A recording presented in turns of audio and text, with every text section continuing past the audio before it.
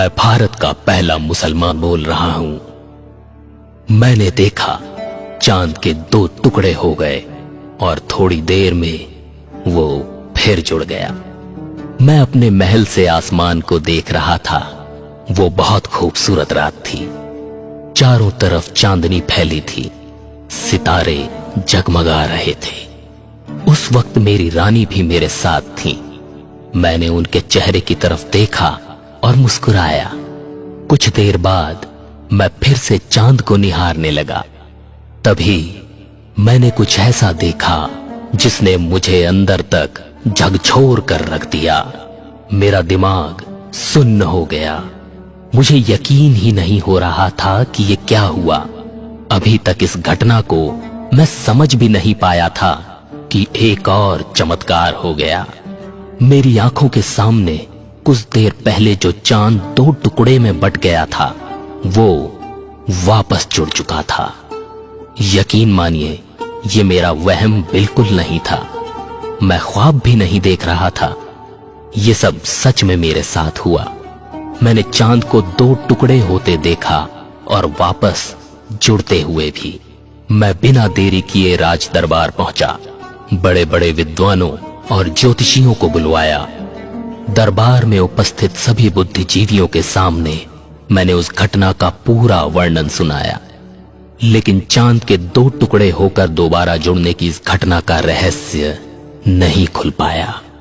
यही रहस्य मुझे इस्लाम के दरवाजे तक ले गया, जहां मेरी मुलाकात हजरत मोहम्मद सल्लल्लाहु अलैहि वसल्लम से हुई। चांद के 2 टुकड़े होने की इसी घटना के कारण मैं केरल के कोडुनगल्लूर का राजा चेरामन पेरुमल मुसलमान बन गया। केरल में मेरे ही नाम से भारत की पहली मस्जिद भी बनी, जो किले के पास ही है। ये मस्जिद सन 629 में बनी, पर मैंने इसे नहीं बनवाया। इसकी कहानी भी मैं आगे आपको सुनाऊंगा। तो चलिए वापस उसी घटना पर लौटता हूं जहां से मेरी जिंदगी ने नया मोड़ लिया, या यूं कहूं कि आखिरी मोड़ ले लिया। क्योंकि ये न केवल मेरे चेरामन पेरुमल से ताजुद्दीन बनने की कहानी है, बल्कि मेरी मौत का रहस्य भी इसी कहानी में छिपा है। चांद के 2 टुकड़े होने की वो बात मुझे कचोट रही थी, पर जवाब कहीं से नहीं मिल पा रहा था। मैंने भूलने की बहुत कोशिश की, पर उस घटना को भुला नहीं सका।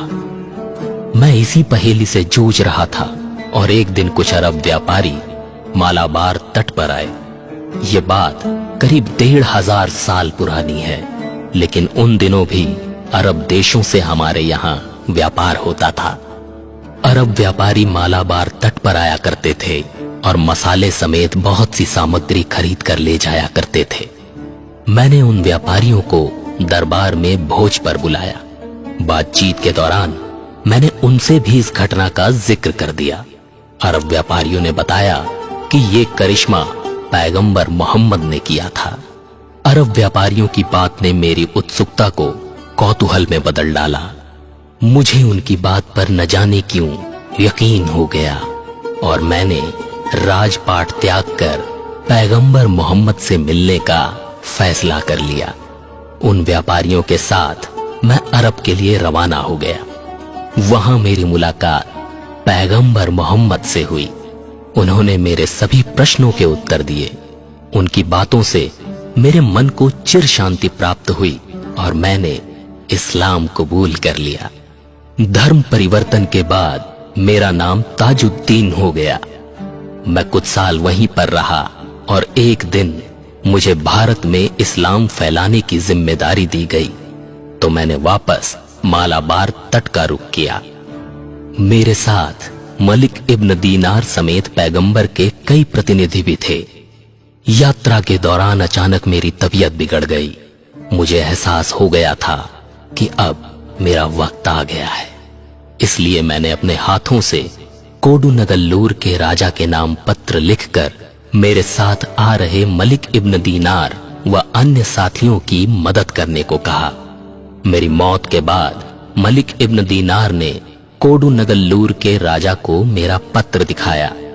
राजा ने मेरी इच्छा के मुताबिक मलिक इब्न दीनार को मस्जिद तामीर करने की मंजूरी दी और इस तरह केरल में भारत के पहले मुसलमान के नाम पर भारत की पहली चेरामन मस्जिद बनी।